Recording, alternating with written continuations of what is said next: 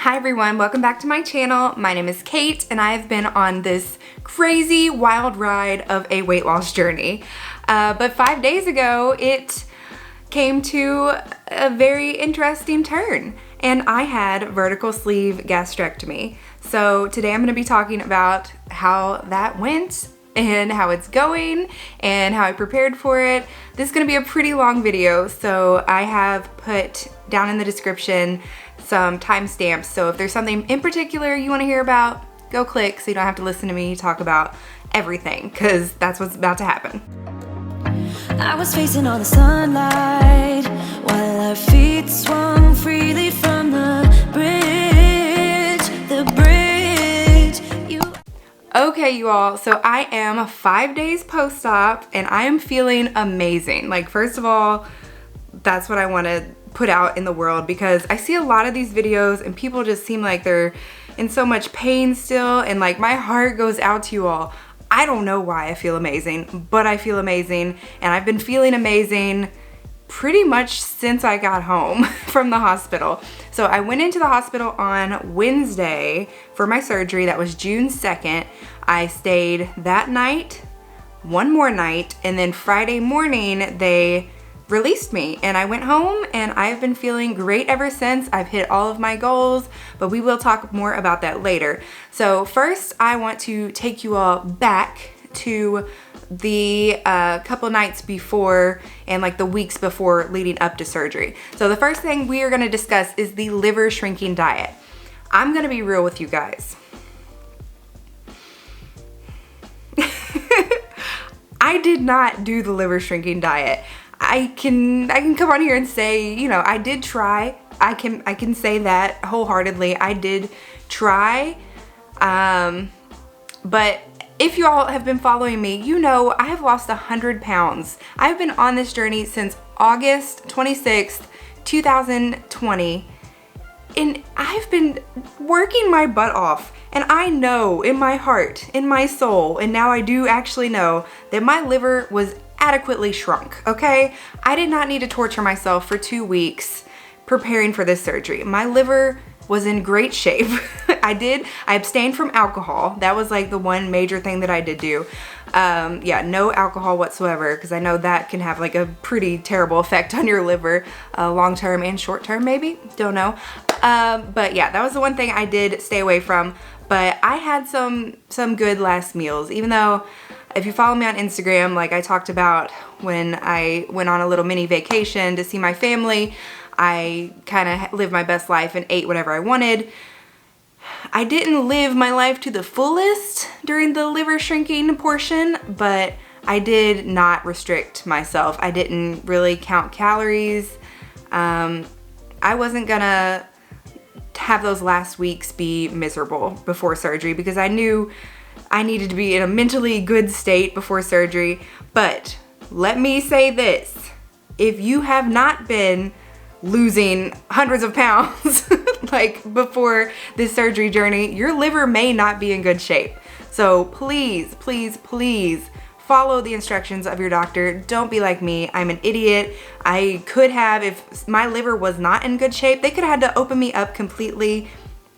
It was so dumb for me not to follow that diet, and I'm an idiot, so don't be like me. But as I've said, like I have completely changed my lifestyle over the past 8 months, and I had a very good feeling that my liver was probably doing a-okay, because I've been following pretty much the liver shrinking diet that they gave me. My diet wasn't a liquid diet. It was a liver shrinking diet that was just low carb, low fat, pretty much like a clean keto diet with like a little less fat. So that's basically what I've been doing with, you know, the addition of some dirty keto items. So I've been living that for the past 8 months. I didn't feel the need to do it, but you should if you have not had the same journey as I am. But back to that. So yeah, liver shrinking didn't really happen for me. Props to everyone else that does it, especially if you have a liquid diet. You all are incredible. I couldn't do it. But everything turned out okay. So the next thing I want to talk about is my preliminary labs and my EKG. So 2 days, no, Friday, Saturday, Sunday, Monday, Tuesday, 4 days before I had my surgery, I had to go to the actual hospital, into the same place that I that I went for the morning of the surgery. I have some video footage, I think. I'll be like sporadically inserting video footage throughout this, and a lot of it may be like vertical, like it was for my stories. So I'm sorry about like the crazy orientations of the videos. I'm just gonna throw everything I have because I want you all to see everything that I have collected. But so I went in, I got my blood drawn. They gave me the antibacterial wash that you're supposed to wash yourself with. We'll talk more about that in a minute. And they, you know, asked me just regular questions. And I did have an EKG done, which I thought was like a way more intricate experience, but it was really like they just put a few things on me and then like pressed a button. 2 seconds later, like, okay, all done. So, and then I didn't even hear about any results from that. I'm assuming my heart was okay because I had surgery. But yeah, that was like way less intricate than I thought it would be. It sounded like a big deal. So that appointment probably took like 20 minutes. I did talk to the nurse practitioner, one of my surgeon's nurse practitioners, and she just asked me if I had any questions. I did ask her a question about breastfeeding, which we can talk more about that. I don't know if a lot of people want to hear about that. I made a post on Instagram about breastfeeding and like asking for people's advice, and I didn't really get a lot of feedback. So I'm thinking a lot of people aren't in my situation. I think it's a pretty rare situation to be still breastfeeding your child while going through bariatric surgery. So if you do have any questions about that, go to my Instagram or DM me or leave it in the comments and I will be glad to talk to you about it. But let's move on to what I packed. I'm insane. And I know it. I knew going into it, I knew as I was packing the bag, you're not gonna need any of this stuff. Why are you packing this stuff? Like, these are the thoughts running through my head. I know I didn't need any of this stuff, but I will show you all what I packed. It was a lot. I packed, I'll read through some of the things that were on my packing list. It might not be everything, but I took makeup, tampons, a shower cap, a silk cap to, you know, keep my hair fresh, toothbrush, toothpaste. I took some Isopure protein drinks. They actually told me to bring those clear protein drinks, because they said the hospital didn't offer them. And I took some gel cups that are vegan because I don't eat the actual gelatin that they serve in the hospital. And I took 2 pairs of pants, 2 t-shirts, 5 pairs of underwear, 3 pairs of socks, 2 nightgowns, my tripod, my breast pump and my parts, my bra, my hairbrushes, chapstick, headphones, and like all of my like toiletry items like shampoo, conditioner, body wash, pair of tweezers, that was in there. Yeah, that's all I can really think about. But the things that I actually used, I used 4 tampons. My period did end up starting. I will talk more about that later. I used 2 pair of underwear, 1 pair of pants, 1 t-shirt to go home in. I drank a little bit of the Isopure drink. I wasn't able to get much of that down. And I think that's something, since it does have whey in it, like if you can't drink it pretty quickly, like within 2 hours or so, you probably shouldn't drink it because it will go bad, like without refrigeration. So I didn't get much of that in. That was kind of a waste.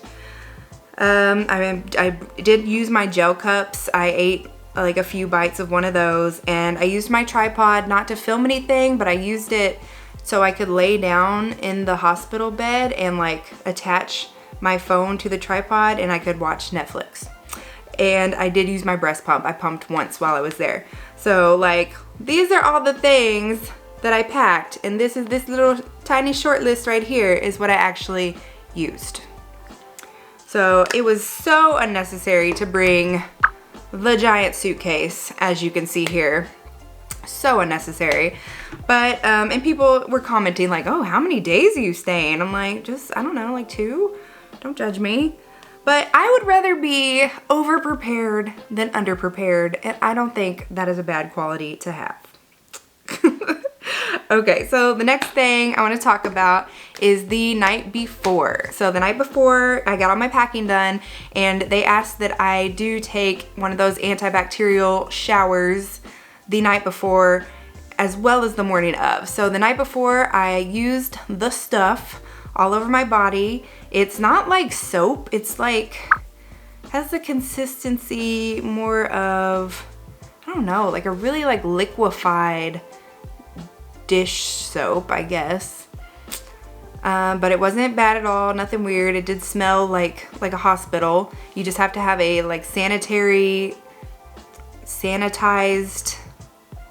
washcloth. Like I just got a clean washcloth and used that all over my body. They gave me 2 bottles. I've heard a lot of people say that they only got 1 bottle and they used half of the bottle the night before and then the rest of the bottle the morning of, but they gave me 2 bottles, and I made a I made a joke on my Instagram that I was wondering if it was because they saw that my body was larger and would probably require 2 bottles. I don't know if that was the reason, but I did get 2 bottles, which was nice. I don't think I needed the 2 bottles. I didn't, but I don't know that I would have survived with 1 bottle, so I'm glad that they did do that. So yeah, we did that, and I slept on clean sheets. That was actually in the instructions. It said like make sure your sheets are clean, but we just washed them like a week ago. Like they were pretty clean, cleaner than they've been in a long time, so I didn't feel the need to wash them again, so I did it. Yeah, so the morning of, I woke up around 4 a.m. It's more like I set my alarm for 4. I had to be at the hospital at 5:30. So I woke up at 4, did my second antibacterial shower with my wash, and pretty much got everything ready that, you know, I had to leave out. So I have a little backpack with me. I don't know if you saw it in the video before, probably not, but that's what I put my phone charger in, my AirPods, my like credit card, COVID vaccination, like all the important like documents and stuff. And I put my hairbrush in there because I had to use that the morning of too, and I didn't want to have to open that suitcase back up to put it back in there, so my hairbrush was in there. And I had my water bottle. That's another thing I brought. I brought my like big Yeti water bottle because I assumed that I would be allowed to drink something cold and have like ice, and I wanted something to keep the ice cold, but the hospital's policy apparently after bariatric surgery is that they don't give us anything cold. So all of the drinks they gave me were room temperature and very unpleasant. So not happy about that, but apparently something happens when cold hits your stomach. Friday, as soon as I got home, I had some ice water. Like I had a cold beverage and it felt fine, it felt great. This is very cold. Oh, y'all can see me react to swallowing.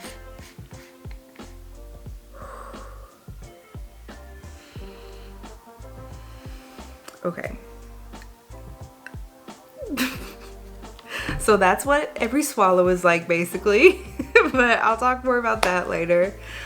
Yeah, it's not painful, so don't freak out about that. It's not, but we'll talk more about it. So at the hospital, I arrived there in the little pre-admission area. My mom's with me, and I pretty quickly get called back, and they give me my hospital bracelets, and she just checks me in. I already paid when I was there for the pre-admission testing. I paid my $150. Not sure what that was for, like a copay, I guess, to ensure that I show up or something. So that was all taken care of. So that took just a couple seconds, and then they called me again. They took me back. Everything seems like kind of a blur now, like now that I'm thinking about it, but I did take a lot of videos for you guys, so I'll be inserting videos as I talk. But I remember they gave me a bariatric sized hospital gown, which I was very happy about. I don't remember if I talked about it in a video. I know I talked about it on Instagram, but when I went for my endoscopy, they gave me a little teeny tiny hospital gown that didn't cover anything, like at all. Like it barely went around my arms. Like it was tiny. So I was very happy to have a bariatric sized hospital gown, finally.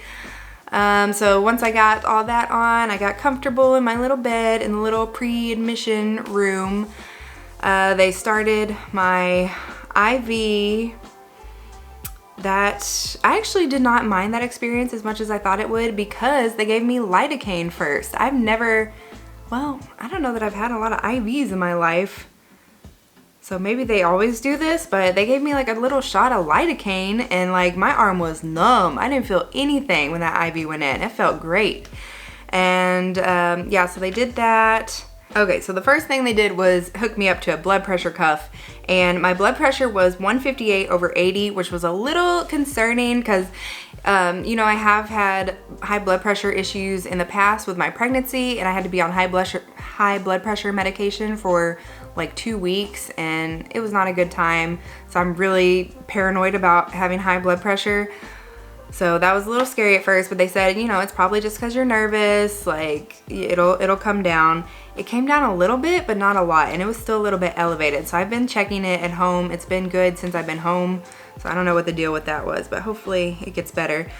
The next thing they did, they cleaned my stomach area with something, and it did burn a little bit, but not like in a bad way. I just wasn't expecting it. Like I thought it was just like, I don't know, it's probably like alcohol based or something, so it like opened up your pores and like made you feel a little tingly. It didn't hurt or anything. They put a nausea patch on the back of my ear.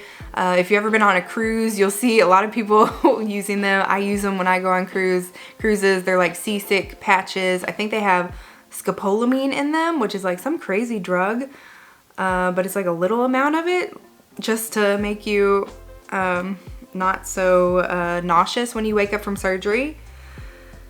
Oh, and that was the last thing I said. They did give me a little shot in my belly, but that was after they gave me something. They said, we're gonna give you something through your IV to make you a little less nervous, and then we'll give you the shot in your belly. So that made me happy. And the shot in my belly was just blood thinner. So when you have surgery, like it's important that you thin out your blood a little bit so you're not bleeding out, I guess. I think that's how it works, because I know my grandma takes blood thinner because she is like a bleeder. So like if she cuts, like she bleeds real easily, and she gets like blood clots. Maybe it's to prevent blood clots. I'm not a doctor, look it up. But yeah, they put the little shot in my belly, but I was already like chilled out by then, feeling good. Gave my mom a kiss and a hug. YouTube video. Okay. We're about to go back. I love her. Because I knew my brain would be a little foggy once they started that medicine. And it honestly was pretty foggy from that point on because I'm not remembering a lot. I'm assuming at some point they wheeled me back. I have like little tiny memories. Like I remember rolling into the surgical room, which looked very different than the room that I got my endoscopy done in. I was assuming it would like look similar. So I haven't had surgery since I was like 4 years old. I had my tonsils removed when I was 4. So I have very little memory of that. So this was like my first major surgery ever in my adult life, like ever that I can like really remember. So yeah, the room looked a little different, looked more sterile. There were a lot of people in there. Didn't really like recognize anyone. I'm pretty sure I saw my surgeon at one point. And then I just remember the like mask going, like a big breathy mask going on top of my face, and it was lights out. I was done. I was feeling very calm after they gave me that like whatever calming medicine that was before they gave me the blood thinner. I was feeling good, not scared. I trust my surgeon. I really think he's a good surgeon. Obviously he did a good job, so yeah. Hey you all, this video is getting super duper long, so I'm going to split this up into 2 parts. So I will upload the part 2 after I wake up from surgery here in a minute.